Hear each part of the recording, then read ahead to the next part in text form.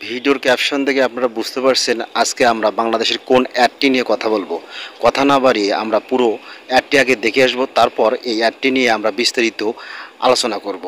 এই অ্যাডটি কেন তারা করেছে তার বিস্তারিত আলোচনা জানা যাবে। গরম কি সোহেল, কোক দেবো নাকি একটা? না বাবলু ভাই, এই জিনিস এখন আর খাচ্ছি না। কেন, কি হলো আবার? শোনেন নাই, এটা তো ওই জায়গা। তো খবরটা তুমি কই পাইলা? কেন, সুলতান যে বললো। কি সুলতান সুলেমান, তুমি নাকি কইছো কোক ওই জায়গার? হ, বাসার তো আমার তাই দেখাইলো। সোহেল বলে সুলতান, সুলতান বলে বাসার, আর বাসার বলে আকাশে দেখছিলা। ভাই, আকাশ কুসুম পেজ থেকে তো শেয়ার দিছিল। আরে মিয়ারা, কোক মোটেও ওই জায়গার না।